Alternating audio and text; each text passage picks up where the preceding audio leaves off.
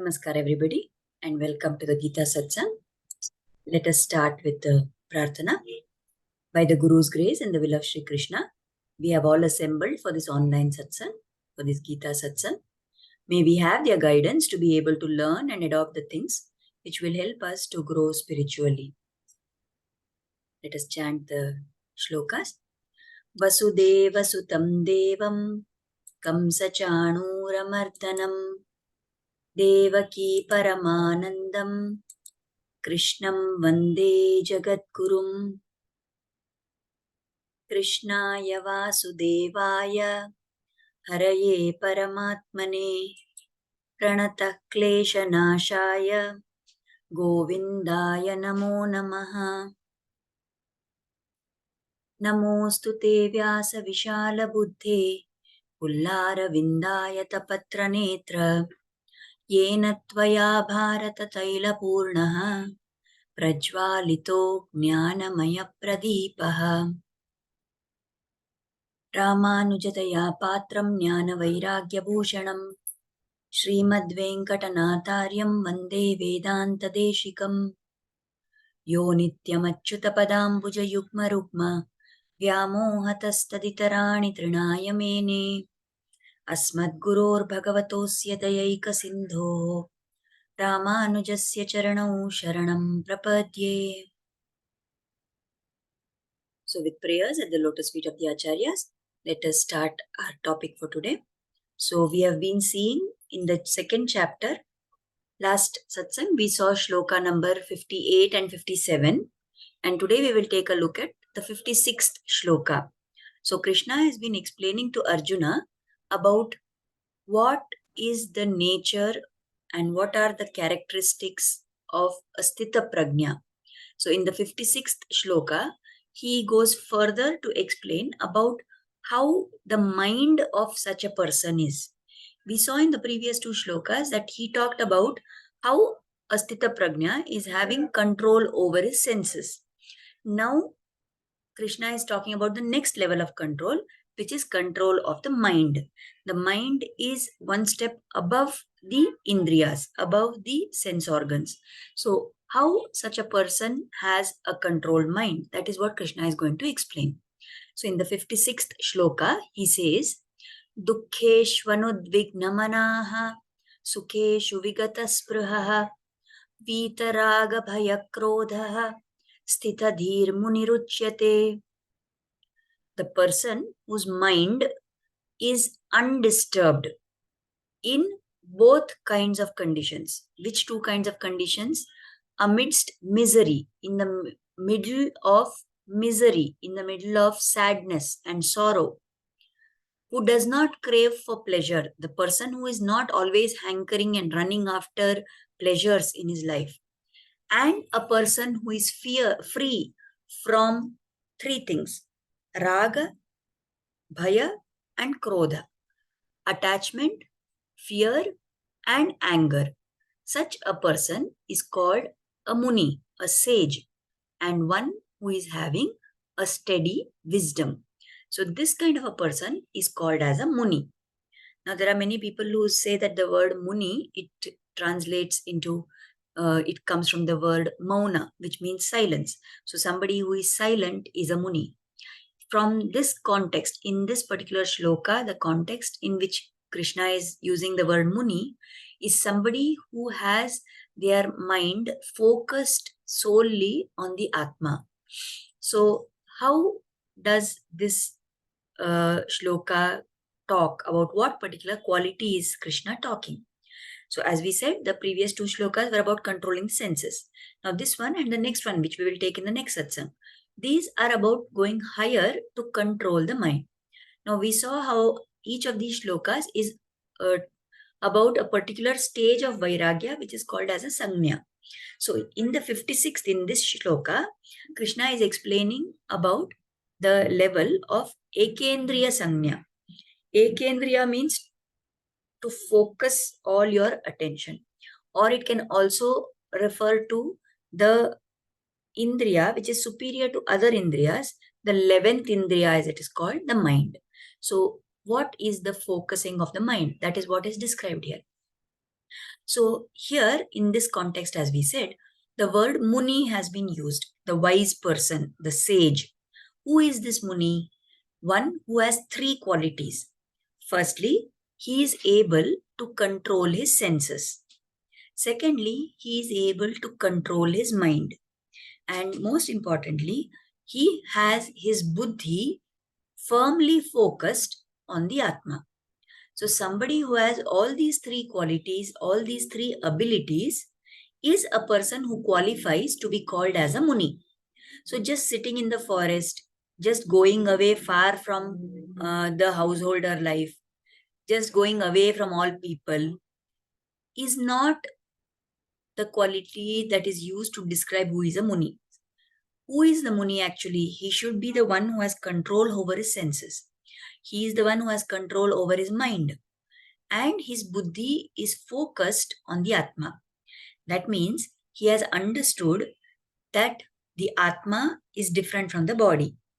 He has understood that I should not get carried away with whatever comes as pain or pleasure to this sharira, to this body, but I must only remain focused on the qualities of my Atma. And because he has understood and has this discrimination power, and he has realized that all that has to be achieved is going to come only by focusing on the Atma. So he has given up his desires, he has given up his attachments to all the objects which he can experience through the senses. So here, when we are seeing in this shloka, Vita Raga Bhaya Krodha. So Vita means free from, someone who does not have a longing for. For what all? For these three things. That is Raga, Bhaya and Krodha. So a person who is free from Raga, free from Bhaya and free from Krodha. Such a person is called as a Muni. So according to Swami Ramanujacharya, in his Gita Bhashyam, which is the treatise he wrote as a commentary to the Bhagavad Gita, Swami Ramanujacharya has given an explanation for these three terms. What is Raga, what is Bhaya, and what is Krodha? So Raga, the first thing that a Muni is free from, is the expectation or the desire that XYZ, some particular event, is going to bring me joy. Here, the important thing we need to remember is that the definition of raga is in terms of the desire that some event is going to bring me joy. It is not talking about giving up joy. So Vita raga does not mean somebody who is free from joy, but somebody who is free from the expectation that a particular event which happens is going to bring me joy. So that is a deeper level of vairagya, isn't it? That is a deeper level of giving up.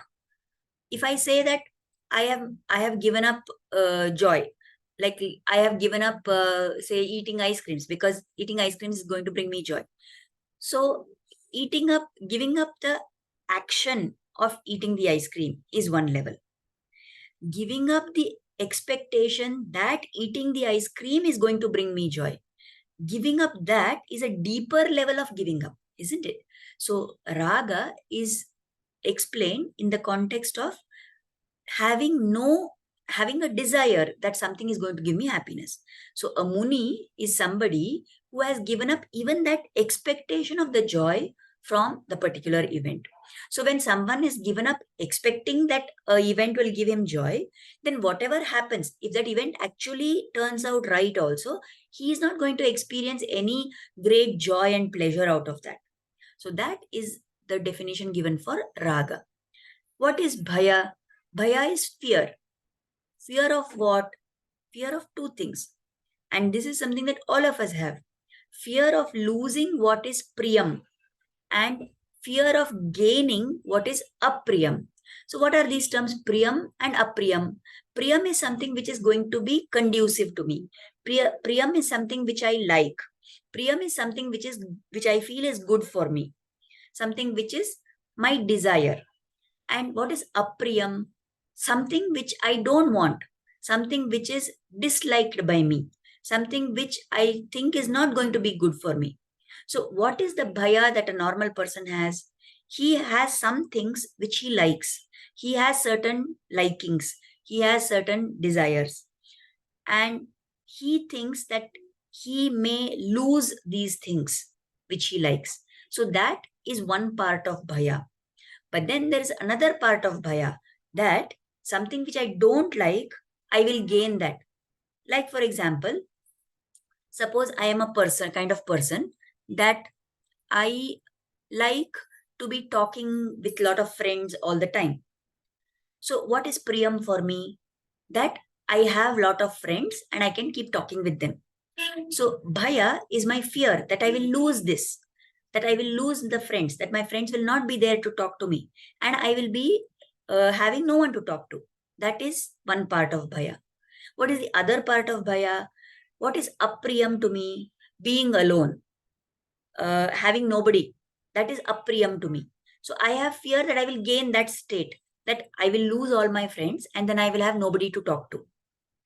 Let us say priyam is money for me. Then what is my bhaya? That I will lose money, that I will not have any money with me. And what is apriyam? Being poor. So that I will gain that state of poverty. That is also part of my bhaya. So there are two things. Either we can look at it in the same context, or like suppose let us say my priyam is money, and then apriyam is that people will look down upon me because I don't have money. So I don't want to lose my money, and I don't want to gain that state where people are pitying me because I don't have money. Right? So this is what is the definition for bhaya, that I am scared that I will lose what I like, and I'm scared that I will gain what I don't like. Something I don't like will come to me. And this fear, next, it converts into anxiety. We see a lot of people, lot of us in our life, we are constantly worried that something unpleasant is going to happen to us. We are worried that this thing will happen, this will go wrong, this may happen like this. So that anxiety that we are having is because of the fear that we have, and that is the cause for a lot of our mental turmoil, because we are worried about what the future holds for us. And in that fear, we don't live our present also in a proper way. We are busy saving for the future, and we do forget to enjoy what is in today's moment. We are all the time thinking of what all can go wrong for us, and we don't see how all good things are happening to me in this present moment of time, right? So that is bhaya. And then the third thing, the third emotion which the Muni does not have is krodha. So what is this krodha? It is anger. It is particularly that emotion I feel when someone obstructs me from obtaining what I desire. So if we trace all the sources of our anger, when do we get angry?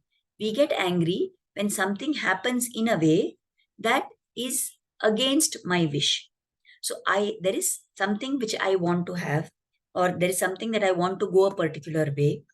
And when it does not happen like that, when there is an obstruction, when there is an adchane, when there is a big barrier which is placed in the path of that emotion which I feel is called krodha. So somebody who is free from these three things, raga, bhaya, and krodha, such a person is qualified to be called as a muni. So again, raga is the expectation that a particular event is going to bring me joy. Bhaya is the fear of losing what is priyam and gaining what is apriyam. And this converts into anxiety. And krodha is the emotion of anger which we feel because somebody is obstructing me from attaining my desire.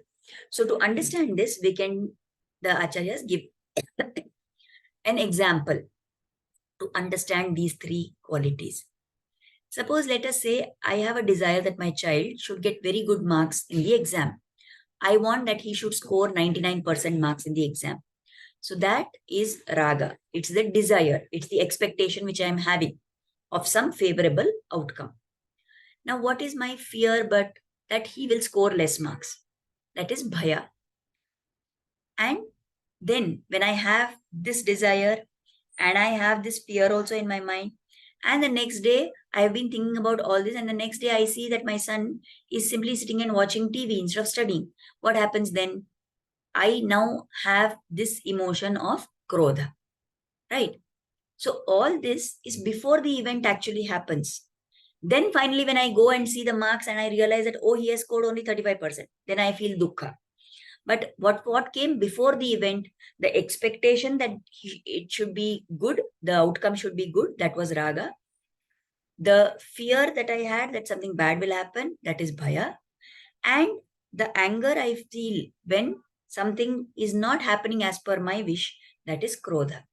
So, what can we learn? This shloka actually has a lot of practical value for us in our life because, of course, we are not by any chance at the level where we'll be called Muni, but at least we can learn to assess how far we are from that Muni Pada and what all we can do, we can think about to get to that stage. Like if we at least know that this is the goal, this is the objective, this is the stage that we have to attain, then we can then start looking at how we can get there, right? So what we need to do, we are constantly being carried away in this whole, saga of raga, bhaya and krodha.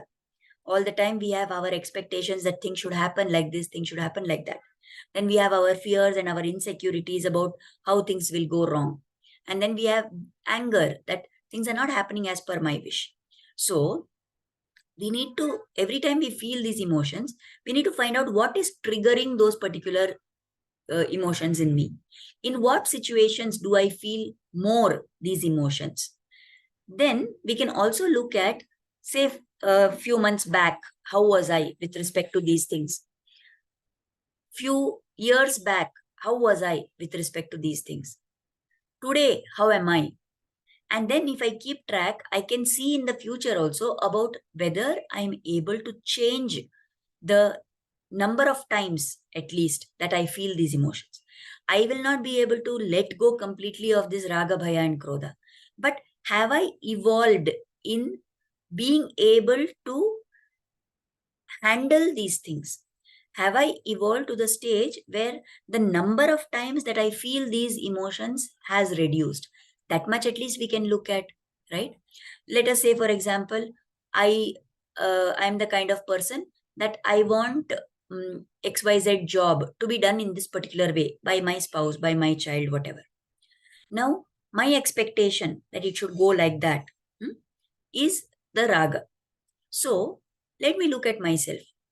Today, when somebody does things, how irritated do I feel when they do things in the way which is against my wish?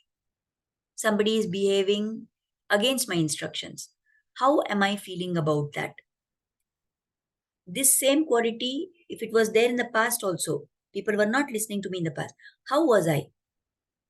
Today, how am I? Has there been any change in that? Have I been able to give people space? Have I been able to let go of my desire that yes, this should happen as per my wish only?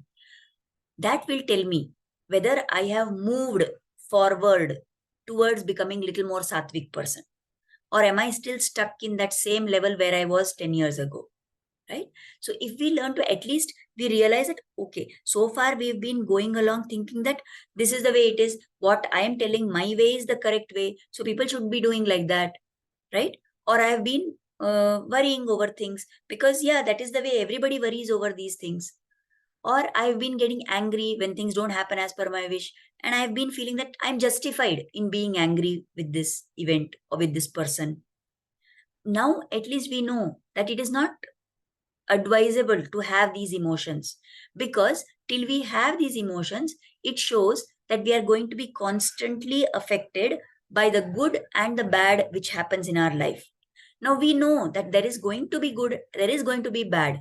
When we already know that, is there any point in every time getting provoked, in every time being triggered by the situations around me? I need to start thinking of that at least. So this shloka tells me what is the ideal to be achieved. And once I know the ideal to be achieved, at least I can start making some changes. I can start finding methods. I can gain the awareness that this is what is the problem. All along, I've been thinking that people are the problem. People may still be the problem, but I need to change my outlook And I need to understand that if I want to go ahead on the Adhyatmic path, then it is not my job to try and correct people around me. It is my job to see that I stop, reacting to all kinds of situation. It is time for me to stop letting my happiness come from whether things and people around me are conducive, they're following things the way I want or not. So to be able to make this spiritual progress, should know what is the ideal. So now we know that this kind of a person who does not have raga, who does not have bhaya, who does not have krodha, he is a muni. So Krishna has been explaining about who is a muni, who is a sthita prajna. So this is that person. Now can we understand that if a person does not have attachment, fear and anger, that is the reason why the mind will remain undisturbed even in the middle of miserable circumstances. Because then the mind is focused on the Atma. The mind is not thinking about all the events which are happening around us. And such a person will not spend all his life craving to get pleasure. The person will not run behind trying to make his life very pleasant for him all the time. He understands that whatever situations are there, are there. And it is not my job to correct those situations or to feel happy and feel sad and keep going up and down in this, weird craze like this. That is not the purpose of my life. The purpose of my life is to get to a stage where I can be unaffected by whatever misery or joys which come in my life. That I don't feel very happy when things are going very good for me. That I don't feel sad when things are going wrong for me. Why? Because all the time my focus is on the Atma. I understand that all these things are part of my Deha Prarabdha. I understand that all this is required for me to undergo because it is my Prarabdha, it is my fate, it is my destiny. I have done something, I have to undergo these things. But in the middle of even the most difficult of circumstances, am I able to keep my mind focused on God? Am I able to uh, say that, okay, everything in my life that is happening, I will take it and I will face it and I will grow through this and get to a stage where I don't have raga, bhaya and krodha. That learning to accept everything that happens as God's will. There are two ways we can do. Either we can say it is my prarabdha and say, okay, so what else I will do? Anyway, I have no option. I have to go through this. That is one level. That is fir bhi okay. It is better than saying that and blaming everybody else in my life for the problems I have. But the next level is to say that it is all happening as per God's will. I hope you remember the story that we talked about one day about how there was a very great person who kept saying that everything that happens by the will of Rama. So if we learn to accept that whatever is happening in our life is happening as per the will of Rama, then we will become more closer to this ideal stage of getting to that level of a muni. Now, there is a story which is often told, like there of the Chinese farmer, right? So there was this farmer in China, and he had one horse, and he used to use that horse to do the work on the farm and all that. And life was going on, not very well off, but okay, he was managing somehow. Now, one day, what happened? One day at night, the farmer's son, he forgot to lock the stable in which the horse was kept. So because he forgot to lock the stable, that horse ran away because the door was not closed. So the horse just ran away from that farm. Now all the farmers' neighbors came to him and they told him, oh, what a stroke of bad luck you've had. See, already you are poor. Now you had only one horse. Now that horse also has gone away. Your life is going to be very difficult, they said. So this farmer said, maybe yes, maybe no, who knows? And he kept quiet. Now, after 2 days, they suddenly found that the horse came back. And not only that horse came back, it brought another 6 horses along with it, wild horses. Okay, it had gone away into the forest probably or some other place, we don't know. It brought back 6 wild horses with it. So now when 6 horses came, This farmer who had only one horse, he got 6 plus 1, 7 horses he has now. So again the farmers came and they told him that, oh, see, you're so lucky. What a stroke of good luck you've had. You had only one horse and you were barely managing. Now you are having 6 horses. You can even sell some of them and make a lot of money. And because you have more horses, you can get more work done on your farm. So you're so lucky. Now you're going to be very rich very soon. So the farmer said, maybe yes, maybe no, we'll see. And he kept quiet. Now, because those horses which came, they were wild horses, they had to be trained, they have to be domesticated. So the son, the farmer's son, took one of those horses and went out riding to tame it. Now that was a wild horse. So what it did in the process, it was not willing to be trained. So as the son was riding that horse, it did some action and it raised itself up on the back legs, and then that son didn't know what to do and he fell down and broke his leg. So now it was a bad thing. Again, the neighbors came and they said to the farmer that, oh, see, now your son, poor thing. We thought that you are going to make a good this thing with these horses, but see, now your son has broken his leg. So now again you are in trouble. So it's not very good for you. So he said, maybe yes, maybe no. And he kept quiet. Now, a few days after that, what happened? Now the son had broken his leg. So he was forced, he had to have a bandage tied and he couldn't go anywhere. And he was told that he has to rest for at least 3 months. Now, after a few days after this happened, the people from the king's army came there. There was a war which was being fought. And any young men who were, in good physical condition had to all be taken into the army and they would all go to fight against the enemy. So now what happened when those people came to recruit everyone to the army, they saw this son and they said, no, we can't take him because he's broken his leg. How they will take him into the army to fight? So he got left. So again, the neighbors came to the farmer and what they said, oh, see, it is good for your son that his leg was broken. They didn't take him. See, our son and all went there and they died in the war. So again, the farmer said, maybe yes, maybe no. Right. So what can we understand from this attitude of that Chinese farmer? That whenever any event happens, we don't know. It may be good for me, it may be bad for me. It may bring good things my way, it may bring bad things my way. That is only at the superficial level. But like this farmer, if we keep an open mind and we don't get disturbed by what happens, when the one horse he had ran away, he didn't feel sad about it. When it came back with many more horses and it could have been seen as good fortune, he didn't feel elated over that, right? When the son broke his leg, he didn't feel upset over that. When the people came and said, we can't take your son for the army and his son's life will be saved now, he didn't feel good about that, right? So, like that farmer, if we can learn to keep a neutral attitude towards things which are happening in our life, then we will go a little further on this path towards becoming a Muni. Now, for that Chinese farmer, when we are talking about him, we are saying that he was able to keep an open mind and accept everything, however it is happening, without getting affected by that. For us, if just being stoically accepting like that is going to be very difficult, then what we should cultivate the attitude that everything is happening as per God's will. So when I accept whatever happens in my life, if I say that it is prasada from the Lord, right, then my acceptance will improve. Then I will come to the stage where I think that I don't need to worry about this. I don't need to get upset over this. It will happen as per God's will. It will happen.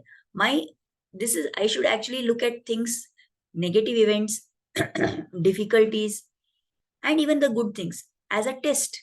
That, okay, maybe perhaps the Lord is testing that have I developed my sattvic quality? Have I lost at least little bit of my rajasic tamasic quality? Am I getting exceedingly upset about things that go wrong for me? Am I feeling too much happy when good things are happening for me? So it is like a test for us. And we need to keep trying and keep making effort to reduce these raga, bhaya, and krodha in our life so that we are able to go ahead towards whatever Lord Krishna has described as the sthita prajna, as the person who is a muni. So again, if we want to make these efforts also, it is going to happen by the Lord's wish only. all we can do is we can pray that, oh God, please give me this ability. Please make me such that I'm able to grow in this marga. And what can we do? What is in our hand? When we know that we want to become more sattvic and reduce our rajasic tamasic qualities, then one thing we have in our control is the type of food we eat. Because the kind of food which we eat is going to evoke particular emotions in us. So we know very well there are certain foods which are said to be rich in tamasic quality. There are certain foods which are rich in rajasic quality.